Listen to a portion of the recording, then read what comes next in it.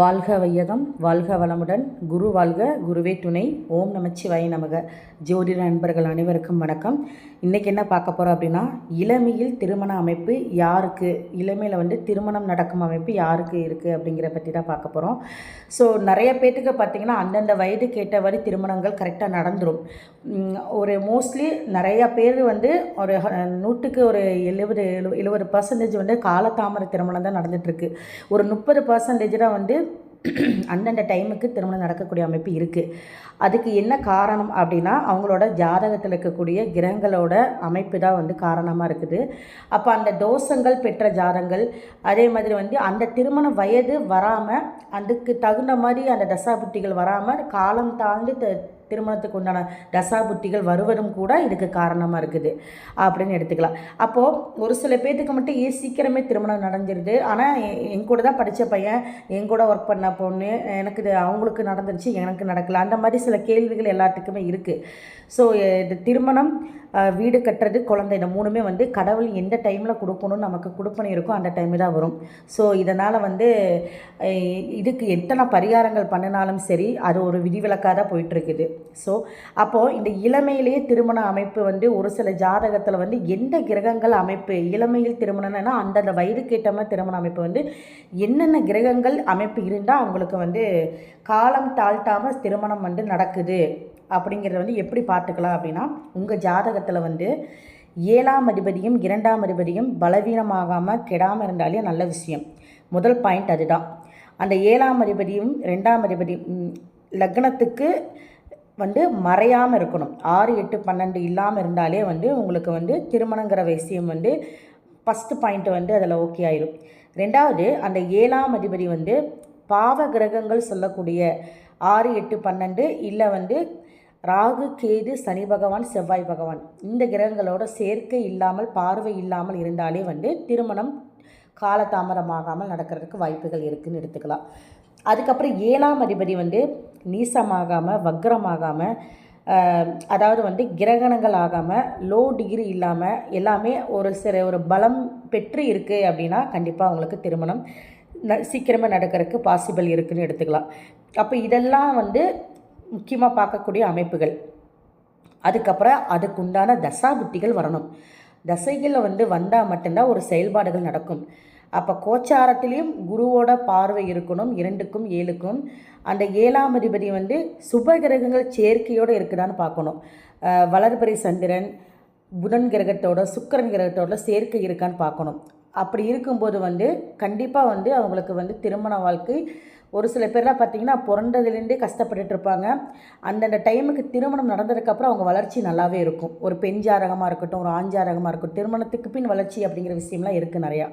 அந்த மாதிரி கேட்டகரியில் இருக்கிறவங்களாம் இந்த மாதிரி கல்யாணத்துக்கு அப்புறம் நல்லபடியாக வளர்கிறதெல்லாம் இந்த இளமையில் இந்த காலத்தில் திருமணம் நடக்கிறவங்களுக்கு தான் இருக்கும்னு எடுத்துக்கலாம். அதுக்கப்புறம் பார்த்திங்க அப்படின்னா, பொதுவாகவே சுக்கிர திசை நடக்குது ஒருத்தருக்கு அப்படின்னா, அந்த சுக்கிரன் 7ஆம் அதிபதியோடவோ இல்லை 7ஆம் அதிபதியோட சாரத்தோடவோ, 7ஆம் அதிபதி பெற்ற சாரநாதன் சுக்கிரனாக இருந்தாவோ, இல்லை அந்த 2லேயோ இல்லை 7ஆம் இடத்துலையோ 8ஆம் இடத்துலையோ அந்த சுக்கிரன் பார்வை, சேர்க்கை, டிகிரியோட தொடர்பு இந்த மாதிரி இருக்கும்போது கண்டிப்பாக அந்த தசாபுத்தியிலும் கூட திருமணம் நடக்கிறதுக்கு வாய்ப்புகள் அதிகமாக இருக்குது. அந்த இளம் வயது, அந்த வயதுக்கேற்ற திருமணம் அப்படிங்கிறத எடுத்துக்கலாம். அப்போது இந்த லக்னாதிபதியும் 2, 7ஆம் வீட்டதிபதியும் பலம் பெறணும் மெயின். ஏன்னா லக்னாதிபதி தான் நீங்கள் லக்னாதிபதியே வீக்காக இருந்துட்டு திருமண தொடர்பு சொல்லப்படுற பாவங்கள், கிரகங்கள் பலமாக இருக்குது அப்படின்னா, அதாவது திருமணம் நடக்கக்கூடிய அமைப்புகள் இருந்தாலும் நீங்கள் பண்ணிக்கக்கூடிய அமைப்பில் தயாராக இருக்க மாட்டீங்கிறது எடுத்துக்கணும். ஒரு சில பேர்லாம் பார்த்திங்கன்னா வரன் வந்துகிட்டே இருக்கும், ஆனால் இவங்க தட்டி போட்டுகிட்டே இருப்பாங்க, எனக்கு பிடிக்கலன்னு. அப்போ என்ன காரணம் அப்படின்னா, இவங்க பலவீனமாக இருப்பாங்க. அந்த திருமண வாழ்க்கையை இவங்களுக்கு பிடித்த மாதிரி ஏற்றுக்கொள்ளக்கூடிய மனப்பாங்கு இவங்கக்கிட்ட இருக்காது. ஸோ இதனாலையும் திருமணம் தள்ளி போகும். அப்போ திருமணம் நடக்கிறதுக்கு என்ன இளம் வயதில் அப்படின்னா, 2ஆம் அதிபதி 7ஆம் அதிபதி நல்ல ஒரு ஸ்தான பலத்தோடு இருக்கிறது, பலமாக இருக்கணும், பலவீனமாகாமல் இருக்கணும், சுபகிரக சேர்க்கை இருக்கணும். குறிப்பாக அந்த 2, 7 அதிபதியோட தசாபுத்தி இல்லை அந்த சாரம் வாங்கின திசாநாதன் நடத்தக்கூடிய தசாபுத்தி திருமணத்தை நல்லபடியாக செய்து வைக்கக்கூடிய அமைப்பு அவங்ககிட்ட இருக்குதுன்னு எடுத்துக்கலாம். அப்போது குரு பகவான் வந்து சுக்கிரன் கூட சேர்ந்திருந்து தசை நடத்தினாலும் சரி, சுக்கிரனோட அந்த கலத்திரக்காரகர்கள்னு சொல்லக்கூடிய செவ்வாய் இல்லை 7ஆம் அதிபதி சேர்ந்து நின்று திசை நடத்தும் போதும் கூட அந்த திருமணத்து பாவத்தோட தொடர்பு பெறுது அப்படின்னா கண்டிப்பாக வந்து நல்லபடியாக பலமாக இருக்கும் பட்சத்தில் லக்னாதிபதியும் நல்லா இருக்குது அப்படின்னா கண்டிப்பாக அந்த திருமணத்துக்கு உண்டான அமைப்பு வந்துருச்சுன்னு அர்த்தம். இதில் அடுத்தது வந்து உங்களோட லக்னாதிபதி லக்ன புள்ளி என்னன்னு பாருங்கள். அதில் அந்த புள்ளியும் 7ஆம் அதிபதி புள்ளியும் ஒரே மாதிரி இருக்குது. அந்த புள்ளியோட அதிபதி எது வரும்னு பாருங்கள். அந்த அதிபதியோட தசாபுத்திலும் திருமணம் நடக்கிறதுக்கு வாய்ப்புகள் அதிகமாக இருக்குது. அப்போ இதெல்லாம் வந்து எனக்கு வந்து நடந்திருக்கு, இந்த தசாபுத்தி வந்துட்டு போயிடுச்சு, பட் ஆனால் வந்து எனக்கு சுபகிரக சேர்க்கையில் இருக்குது, ஏன் இந்த இளம் வயதில் எனக்கு ஏற்ற வயதில் திருமணம் நடக்கலை அப்படின்னு கேட்குறவங்க நிறைய பேர் இருப்பீங்க. என்ன காரணம் அப்படின்னா உங்களோட ஜாதக கட்ட பார்வைக்கு வந்து நான் சொன்ன இதெல்லாமே பொதுவான விதிகள் எல்லாமே இருக்கும். ஆட்சி பெற்றிருக்கலாம், உச்சம் பெற்றிருக்கலாம், சுபகிரக சேர்க்கை இதெல்லாமே இருக்கலாம். பட் அதுலேயும் கூட ஒரு சில விதிவிலக்குகள் இருக்குது. ஒரு சில பார்வைகள், சேர்க்கைகள், பாவகிரகங்களோட தொடர்புகள், அந்த தசாநாதன் வந்து எந்த அளவுக்கு பலமாக இருக்கா பலவீனமாக இருக்கா, அந்த புள்ளியோட அதிபதி எந்த பாவத்தில் இருக்குது, அது பலமாக இருக்கா பலவீனமாக இருக்கா, ஸோ இதையெல்லாம் பார்க்கணும். இதெல்லாம் நவாம்சத்துலேயும் பலமாக இருக்கான்னு பார்க்கணும். ஸோ இதெல்லாம் பார்த்ததுக்கப்புறம் தான் வந்து இந்த வயது கேட்ட திருமணம் இவங்களுக்கு நடந்து முடிஞ்சிடும் இளம் வயதில் அப்படிங்கிறத வந்து நம்ம வந்து கரெக்டாக சொல்லிடலாம். சரிங்களா? அப்போ இதெல்லாம் வந்து எனக்கு நல்லா தான் இருந்து கடந்திருக்கு. இதில் வந்து பலம் பலவீனத்தை வந்து நம்ம எடுத்து பார்க்கக்கூடிய அமைப்பு நிறைய இருக்குது. ஸோ தோராயமாக வந்து மேல் பார்வையில் பார்க்கும்போது எல்லா கிரகங்களும் பலமாக இருக்கிற மாதிரி இருக்கும். ஆனால் அதுக்கு ஆராயறதுக்கு ஒரு சில கணக்குகள் இருக்குது, ஒரு சில வந்து கட்டங்கள் இருக்குது. அந்த கட்டத்தில் எப்படி இருக்குதுன்னு பார்க்கணும். ராசி கட்டம் மட்டும் பலமாக இருக்குன்னு பார்க்கணும். நவாம்ச கட்டத்தில் தான் வந்து ஒரு கிரகத்தோட பலம் பலவீனத்தை வந்து தூரிதமாக எடுத்துக்க முடியும். அப்போ ராசி கட்டத்தில் வந்து ஒரு கிரகம் வந்து உச்சமாக இருக்குது, ஆட்சியாக இருக்குது, நவாம்சத்தில் நீசமாக இருந்தால் அது வந்து நீசத்தோட தன்மை தான் அதிகப்படியாக செய்யும். வெளிப்பார்வைக்கு வேணால் உச்சமாக இருப்பாங்க. அது எப்படின்னு பார்த்தா அப்படின்னா ஒருத்தருக்கு செவ்வாய் வந்து ஆட்சியாக இருக்குது, உச்சமாக இருக்குது, நவாம்சத்தில் சரி ராசியில் நவாம்சத்தில் வந்து நீசமாக இருக்குது, பலவீனமாக இருக்குது அப்படின்னா கண்டிப்பாக பார்த்தீங்க அப்படின்னா அவங்களுக்கு வந்து வெளிப்பார்வைக்கு வந்து தைரியசாலியாக இருப்பாங்க. உள்பார்வைக்கு வந்து பிரச்சனையை வந்து ஃபேஸ் பண்ணக்கூடிய தன்மை குறைவாக தான் இருக்கும் அப்படிங்கிறத உண்மை. சரிங்களா? இந்த மாதிரி தான் நம்ம எடுத்துக்கணும். சரியா? அப்போது இளம் வயதில் வந்து நடைபெறக்கூடிய அமைப்பு வந்து எப்படின்னா 7ஆம் அதிபதி பலம் பெறணும். சுக்கிரனும் பெண்களுக்கு வந்து செவ்வாயும், ஆணுக்கு வந்து சுக்கிரனும் பலவீனம் இல்லாமல் ஒன்றுக்கொன்று பார்வை. இப்போ வந்து செவ்வாய் வந்து 4ஆம் பார்வை, 7ஆம் பார்வை, 8ஆம் பார்வை சுக்கிரனை பார்த்தாலும் சரி, சுக்கிரன் 7ஆம் பார்வை செவ்வாயோடு இருக்கிறது, செவ்வாய் பார்க்கறது, 7ஆம் அதிபதியோடு சேர்ந்து செவ்வாயை பார்க்கறது, சுக்கிரனை பார்க்கறது, இதெல்லாம் வந்து சுக்கிரன் செவ்வாய் சேர்க்கையோடு 7ஆம் அதிபதியை பார்க்கறது, இதெல்லாமே வந்து கலத்திரகார கிரகங்களோடு சேர்ந்து 7ஆம் அதிபதியும் 7ஆம் இடத்தையோ இல்லை 2ஆம் இடத்தையோ இல்லை அதிபதியை பார்வை செய்யும்போது அதோட தசாபுத்தி நடக்கும்போது கண்டிப்பாக திருமணங்கிற அமைப்பு நடந்து முடிஞ்சிருது. அந்த வயது கேட்ட திருமணம் இளம் வயதில் நடக்கக்கூடிய திருமணமாக இருக்குது அப்படிங்கிற விஷயத்தை நம்ம எடுத்துக்கலாம். ஸோ உங்களுக்கு இளம் வயதுன்னு என்னென்னா ஒரு பெண்ணுங்கிறது வந்து 21 வயசுக்கு மேலே 24 வயசுக்குள்ளே வந்து திருமணம் முடிகிறது. ஒரு ஆணுங்கிறது வந்து 28 வயசுலேருந்து 30 வயசு 26லேயே இப்போ பார்க்க ஆரம்பிச்சிடறாங்க. ஸோ 30 வயசு. பட் இதெல்லாம் வந்து அந்த காலகட்டத்தில் வந்து சரியாக இருந்தது. இந்த காலகட்டத்தில் வந்து பொண்ணாக இருந்தாலும் பையனாக இருந்தாலும் ஒரு செட்டில் ஆகிட்டு திருமணம் பண்ணணும், அச்சீவ்மெண்ட் ஆகிட்டு ஒரு லைஃப்பில் வந்து எல்லா விஷயத்தையும் வந்து ஒரு செட்டில்மெண்ட் ஆகிட்டு நான் திருமணம் ஆகணும் அப்படிங்கிற ஒரு லட்சியத்தோடு போகிறவங்க நிறைய பேர் இருக்காங்க. அதுவும் பார்த்திங்கன்னா அதுவும் காலதாமத திருமணத்துக்கு உண்டான தசைகளும் அமைகிறனால தான் அவங்க அதை நோக்கி போயிட்டுருக்காங்க. கண்டிப்பாக திருமணத்துக்கு உண்டான தசை புத்தி வந்து விட்டது அப்படின்னா உங்களுக்கு இளமையில் வருது அப்படின்னா கண்டிப்பாக அது பண்ணியே வச்சிரும். திருமணம் நடந்தே தீரும். அதை மாற்ற கருத்தே இல்லை. நடக்காமல் உங்களை கொண்டு போகாது. நீங்கள் என்னதான் வந்து நான் வந்து திருமணத்துக்கு முன்னாடி நான் வீடு கட்டிட்டுன்னு ஒரு நல்ல வேலையில் இருந்துட்டு நான் செட்டில் ஆகிட்டு திருமணம் பண்ணுறேன்னு சொன்னாலும் கூட அதுக்குண்டான காலகட்டங்கள் வந்து விட்டால் அது நடந்தே தீரும். உங்களுக்கு எப்படி ஒரு விஷயம் வந்து நல்லது நடக்கிறது தடுக்க முடியாதோ, கெட்டது நடக்கிறது தடுக்க முடியாதோ, அதே மாதிரி இந்த விஷயங்கள் இது நடக்கணுங்கிறது கொடுப்பனை வந்தே தீரும். அப்போ வந்து நம்ம அந்த காலகட்டத்தில் நடக்கக்கூடிய தசாபுட்டிகள் கரெக்டாக அமைஞ்சிருச்சு அப்படின்னா அமைந்து 7ஆம் அதிபதியும் 2ஆம் அதிபதியும் செவ்வாய் சுக்கிரன் ஒன்றுக்கொன்று பார்வை சேர்க்கை, அதே மாதிரி 7ஆம் அதிபதியோட சுபகிரக சேர்க்கைகள் இருந்து அந்த 7ஆம் அதிபதி நவாம்சத்தில் நீசமாகாமல் இருக்கணும். அதே மாதிரி செவ்வாய் சுக்கிரன் ஒன்றுக்கொன்று வந்து உங்களுக்கு 6, 8 மறையாமல் இருக்கணும். 6, 8, 12 மறையாமல் இருக்கணும். ஒன்றுக்கொண்டு திரிகோண கேந்திரத்தில் இருந்து 7ஆம் அதிபதியும் சுக்கிரனும் செவ்வாயும் ஒன்றுக்கொண்டு திரிகோண கேந்திரத்தில் இருந்தாலும் ரொம்ப நல்ல விஷயம். அதுக்குண்டான வயதில் திருமணங்கள் நடந்தே தீரும் அப்படிங்கிற விஷயத்தை எடுத்துக்கலாம். குரு அதுக்கப்புறம் சுக்கிரன் அந்த குரு சுக்கிரன் தொடர்பு பெற்று 7ஆம் அதிபதியை பார்த்தாவோ, ஒரு ஆண் ஜாதகத்தில் வந்து சுக்கிரன் வந்து களத்திரக்கார கிரகம், சுக்கிரனை வந்து குருவோ இல்லை சுக்கிரனோ குரு சுக்கிரன் சேர்ந்து 7ஆம் அதிபதியை பார்த்துச்சு அப்படின்னா அதுக்குண்டான தசாபுத்தி நடக்கும்போது குரு தசையோ இல்லை 7ஆம் அதிபதி திசையோ இல்லை உங்களுக்கு சுக்கிர திசையோ நடக்கும்போது கண்டிப்பாக திருமணத்தை கொடுத்துரும் ஒன்று. அதே வந்து ஒரு பெண் ஜாதகத்தில் வந்து குரு செவ்வாய் சேர்ந்து 7ஆம் அதிபதியை பார்த்தாலும் 7ஆம் அதிபதியோட குரு இருந்து செவ்வாயை பார்த்தாலும் கண்டிப்பாக வந்து அந்த காலகட்டத்தில் தசாபுத்தி நடக்கும்போது திருமணத்துக்கு உண்டான 7 குடையோட தொடர்புடையது இல்லை 7ஆம் அதிபதி சாரம் பெற்று தொடர்புடையோட தசாபுத்தி நடக்கும்போது திருமணம் நடக்கக்கூடிய அமைப்பு அதிகமாகவே இருக்குது அந்த வயதில் அப்படிங்கிற விஷயத்தை எடுத்துக்கலாம் இளமையிலேயே. சரிங்களா? அப்போது ஒரு ஆணுக்கு வந்து சுக்கிரனுக்கோ பெண்ணுக்கு வந்து செவ்வாய்க்கோ வந்து இந்த 7ஆம் அதிபதியும் 2ஆம் அதிபதியும் தொடர்புகள் வரும்போது தக்க வயதில் திருமணம் நடக்கிறதுக்கு உண்டான வாய்ப்பு அதிகமாக இருக்குது அப்படிங்கிற விஷயத்தை மட்டும் நீங்கள் எடுத்துக்கிட்டால் போதும். இதில் வந்து இந்த இளம் வயதில் வந்து பாவகிரகங்களோட தசை நடந்துச்சு அப்படின்னா என்ன நடக்கும் அப்படின்னா, இதுதான் வந்து சுக்கிரனே வந்து ஒருத்தருக்கு பாவியாக இருந்து திசை நடத்துது அப்படின்னா அந்த காதல் திருமணம் அந்த அந்த வயதில் வந்து நம்ம பெற்றோர்கள் சம்மந்தம் இல்லாமல் வந்து திருமணத்தை பண்ணுறது எல்லாமே பார்த்திங்கன்னா இந்த கேட்டகரியில் வர்றவங்க தான். பாவிகளோட தசை நடக்குது, 7ஆம் அதிபதி தசை வந்து திருமணம் நடந்தே திரும்ப இருக்கும், ஆனால் 8ஆம் அதிபதியோட கனெக்ஷன் இருக்கும்.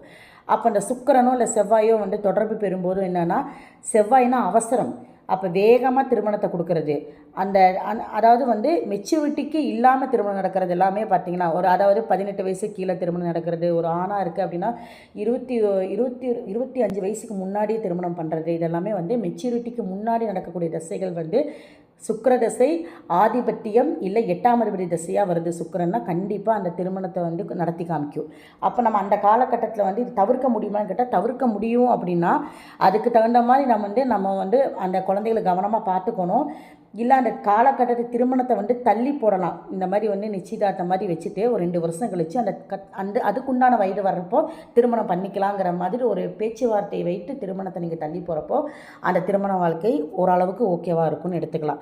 ஸோ அப்போ அதையும் தாண்டி நடக்கிறது நிறைய விஷயங்கள் இருக்குது. அப்போ அதுக்கு என்ன காரணம்னா கிரகங்களோட காரணம். அவங்களோட ஜாதகத்தில் வந்து அந்த கிரகத்தோட அமைப்பு வந்து கரெக்டாக அந்த திருமணத்துக்கு உண்டான அமைப்பு தூண்டி விடும்போது அந்த செயல்பாடுகள் நடத்தப்படுது அப்படிங்கிறத விஷயமா இருக்குது. சரிங்களா?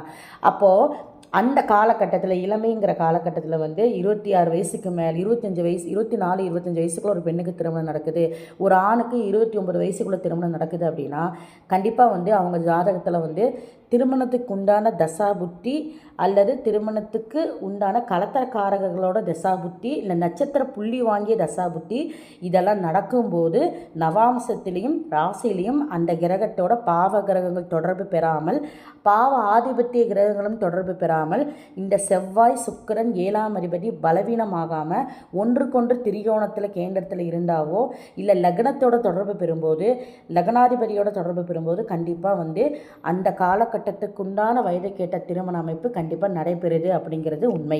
சரிங்களா? அப்போது இதுதான் வந்து இந்த மாதிரி தான் நம்ம வந்து இந்த காலகட்டத்தில் திருமணம் நடக்குமா இதெல்லாம் வந்து வரும்போது வந்து சீக்கிரம் திருமணம் முடியும். இதில் வந்து இன்னொரு விஷயம் இருக்குது. இதெல்லாம் நடந்தும் கூட ஒரு சில பாவகிரகங்கள் சேர்க்கை அடுத்து வரக்கூடிய தசை பாவ தசையாக இருக்குது புத்தியாக இருக்குது அப்படின்னா திருமணத்தை நீங்கள் தாமதப்படுத்தி நடத்திக்கிறது நல்லது. அது நிறையா இது சொல்லியிருக்கேன். ஏன்னா 7ஆம் அதிபதியோட 2ஆம் அதிபதியோட இல்லை கிரகங்கள் அதிகப்படியாக இருக்கும்போதோ 1 2க்கு மேற்பட்ட திருமணம் இருக்கும்போதோ தோஷங்கள் இருக்கும்போது கண்டிப்பாக திருமணத்தை தாமதப்படுத்தி திருமணம் பண்ணுவது நல்லது. அப்படித்தான் அமைப்பும் இருக்கும். ஒருவேளை ஒருத்தருக்கு 2 திருமணம் நடக்கணும்னு அமைப்பு இருந்தால் வேணால் உங்களுக்கு அந்த பாவகிரகங்கள் தொடர்பு எல்லாமே இருந்தும் கூட சிறு வயதிலே திருமணம் இளம் வயதிலே திருமணம் நடந்து 2வது திருமணமும் பார்த்திங்கன்னா கொஞ்சம் அந்த தசாபுத்திக்கு தகுந்த மாதிரி வந்து நடக்கக்கூடிய அமைப்பு இருக்கிறதும் இருக்குது. ஏன்னா 7ஆம் அதிபதி ஒருத்தருக்கு வந்து ஸ்ட்ராங்காக இல்லாமல் 9ஆம் அதிபதி 11ஆம் அதிபதி ஸ்ட்ராங்காக இருக்குது அப்படின்னா கண்டிப்பாக நீங்கள் திருமணத்தை தாமதப்படுத்தி தான் திருமணம் பண்ணணும். அதோட இதையும் கவனமாக பார்த்துக்கணும் சொல்கிறேன். அதாவது வந்து இளமையில் திருமணம் நடக்கும்னா நான் சொன்ன இந்த கிரகங்கள் அமைப்பு பலமாக இருக்கணும். அதே மாதிரி அதிபதியோட கிரக சேர்க்கையும் பார்த்து தான் பண்ணணும். பாவ கிரகங்களோட சேர்க்கை பகை கிரகங்களோட சேர்க்கை இருக்கக்கூடாது. அதுக்கு அடுத்த வர தசாபுத்தியும் நல்ல தசாபுத்தி இருக்குதான்னு பார்க்கணும். இதையெல்லாம் பார்த்து தான் இவங்களுக்கு கரெக்டான டைமில் வந்து திருமணம் நடந்து முடிந்துவிடும் அப்படிங்கிறத எடுத்துக்கலாம். சரிங்களா? இதில் வந்து முக்கியமாக கவனிக்கப்பட வேண்டிய விஷயம் என்னன்னு பார்த்தீங்க அப்படின்னா உங்களோட ஜாதகத்தில் வந்து ஒருத்தரோட ஜாதகத்தில் 2 7ஆம் பாவங்கள் சிறப்பாக இருந்து அவங்களுக்கு வந்து கரெக்டாக அதோட தசாபுத்தியும் நடக்குது. பாவ கிரகங்கள் தொடர்பும் அந்த தசாபுத்திக்கும் அந்த 2-7க்கும் இல்லாமல் இருந்து நல்லபடியாக தசாபுத்தி நடக்குது அப்படின்னா கண்டிப்பாக திருமணத்துக்கு உண்டான அமைப்பு வந்துடும். ஆனால் அதுக்கடுத்த வர தசாபுத்தி வந்து உங்களுக்கு பாவ கிரகங்களோட தசாபுத்தியோ இல்லை ஆதிபத்தியங்கள் வந்து 6, 8, 12 ஆதிபத்தியங்கள் இல்லை 6, 8, 12 அமர்ந்து நடத்தக்கூடிய கிரகத்தோட தசாபுத்திகள் நடக்குது அப்படின்னா ஒரு 4-5 வருஷத்துக்கு அப்புறம் வரப்போகுது அப்படின்னா கண்டிப்பாக நீங்கள் இந்த டைமில் திருமணத்தை பண்ணிக்கிறது ரொம்ப நல்லது. திருமணம் பண்ணதுக்கப்புறம் வந்து குழந்தைகள் வரும்போது அந்த குழந்தைகளோட ஜாதக அமைப்பு, உங்களோட ஜாதக அமைப்பு இதெல்லாம் வந்து ஒரு குடும்பத்தை வந்து கொண்டு போகக்கூடிய அமைப்பு இருக்கும். ஏன்னா அதுக்கு அடுத்த வர தசைகள் வந்து சரியில்லாமல் இருக்குது, இப்போ குடும்பத்தில் பிரச்சனைகள் இருக்குது அப்படின்னாலும் கூட குழந்தையோட அமைப்பப்படி அந்த குழந்தைகளோட அமைப்பப்படி வந்து அப்பா அம்மா சேர்ந்து வாழ்ந்து தான் ஆகணும் அப்படிங்கிற அமைப்பு இருக்கும் பட்சத்தில் கண்டிப்பாக அந்த திருமணங்கிறது வந்து என்னதான் சண்டை சச்சரவுகள் இருந்தாலும் அது காலத்தை கொண்டு போயிட்டே இருக்கும். அப்போ அந்த தசாபுத்திக்கு நம்ம பயப்பட வேண்டிய அவசியம் இல்லை. அதனால் வந்து அந்த தசாபுத்தியும் அந்த தசைகளையும் இப்போ இருக்கக்கூடிய தசைகளையும் நம்ம வந்து கணக்கு பார்த்து இது இந்த காலகட்டத்தில் பண்ணதுக்கப்புறம் அடுத்த வர காலகட்டத்துக்கு வந்து இந்தளவுக்கு இது பாதிக்காது அப்படிங்கிறத வந்து நம்ம கொண்டு போய்க்கலாம். புரியுதுங்களா? ஸோ அதை தான் நான் என்ன சொல்லுவேன்னா, இப்போ ஜாதகத்தில் வந்து 2ஆம் அதிபதி 7 நம்ம பாவங்க வந்து சிறப்பாக இருந்து உங்கள் குடும்ப சூழ்நிலைக்கு ஏற்றவாறு வந்து படிப்பு, பொருளாதாரம், ஒருவேளை வந்து உடன்பிறப்புகளோட அவங்களோட திருமண சம்மந்தப்பட்ட விஷயத்தினால தள்ளி போடுறது இதெல்லாம் இருக்குதுன்னு வச்சுக்கிங்களேன். அப்போ வந்து அவங்களுக்கு வந்து வரனெல்லாம் அந்த வரனுக்கு என்ன பண்ணோம்னா 2-7 பாவகிரகங்கள் அமைந்து அந்த தசாபுத்தி ஏதோ ஒரு 5 வருஷத்துக்கு அப்புறம் ஒரு 4 வருஷத்துக்கு அப்புறம் வரும் அப்படின்னா அந்த தசை வர்றதுக்கு முன்னாடி நீங்கள் திருமணத்தை பண்ணி உங்களோட விஷயங்கள் எல்லாமே வந்து ஒரு குழந்தை இந்த மாதிரி விஷயங்கள் வந்துருச்சு அப்படின்னா திருமணத்துக்கு அந்த திருமணத்துக்கு வந்து திருமணம் முடிஞ்சு அந்த பாவதசைகள் வரும்போதும் கூட உங்களுக்குள்ள பிரச்சனைகள் வந்து பெருசாக வர்றதுக்கு வாய்ப்புகள் இல்லை. திருமணமும் வந்து நடந்தது அதே மாதிரி அதுக்கேற்ற மாதிரி குழந்தைகள் வந்ததுக்கப்புறம் அந்த குழந்தையோட ஜாதகமும் பேசப்படும் போது பெருசாக வந்து பிரச்சனைகளை வந்து நம்ம வந்து சமாளிச்சுட்டு கொண்டு போய்க்கலாம் அப்படிங்கிறது தான் நான் சொல்ல வர்றேன். சரிங்களா? அப்போ அதனால் வந்து அந்த தசாபுத்தி வருது, அதுக்கு அடுத்த வர பாவதசை வருது, அப்போ அந்த பாவதசையில் பிரிஞ்சிருவோமா, அப்போ வந்து ஏதோ டிவர்ஸ் ஆயிருமா, அப்போ ஏதோ ஒன்று வந்து பிரச்சனைகள் வந்துருமாங்கிறது யோசிக்க வேண்டாம். நம்ம வந்து இந்த ஜாதகத்தில் வந்து எல்லாமே அப் அண்ட் டவுன் இருக்கும். ஒரு பக்கம் கரெக்டாக சந்தோஷமாக இருக்கீங்க அப்படின்னா ஒரு பக்கம் வந்து பிரச்சனையை சமாளிக்க போகிறீங்க. ஸோ இப்படித்தான் காலகட்டங்கள் இருக்கும் பட்சத்தில் வந்து நீங்கள் அதுக்கு தகுந்த மாதிரி வந்து உங்களுக்கு வரக்கூடிய அமைப்பை நீங்கள் ஏற்றுக்குங்க, அதுக்கு பின்னாடி வரக்கூடிய அமைப்பை நீங்கள் சமாளிச்சுக்கிங்கன்னு சொல்ல வரோம். சரிங்களா? ஸோ இதுதான் இந்த காலகட்டத்தில் நடக்கக்கூடிய அமைப்பு. நீங்கள் கல்யாணங்கிற விஷயத்தை வந்து கொண்டு போய்க்கிங்க, அதுக்கு அடுத்த வர பிரச்சனையும் நீங்கள் சமாளித்து தான் ஆகணும். அப்போ அதுக்கு தகுந்த மாதிரி பேலன்ஸ் பண்ணக்கூடிய அமைப்பில் தான் வந்து வாழ்க்கை துணையும் உங்களுக்கு வருவாங்க, பொருளாதாரம் உங்களுக்கு அமையும், உங்களுக்கு வரக்கூடிய குழந்தைகளோட அமைப்பும் அப்படி தான் இருக்கும். ஸோ இதுதான் வந்து இந்த இளமையில திருமணம் பண்ணக்கூடிய அமைப்பு இருக்கிறவங்களுக்கு பாவகிரகங்கள் தொடர்பு இல்லாமல் கலத்தரக்காரர்களோட தொடர்போட 7ஆம் அதிபதியும் சேர்ந்து அதோட தசாபுத்தி நடக்கும்போது திருமணம் நடக்கக்கூடிய அமைப்பு நன்றாகவே இருக்கும், அது பலமாக இருக்கும் பட்சத்தில் அப்படிங்கிற விஷயத்தை மட்டும் நீங்கள் எடுத்துக்கிட்டால் ஓகே. ஸோ மீண்டும் அடுத்த பகுதியில் சந்திப்போம். நன்றி, வணக்கம்.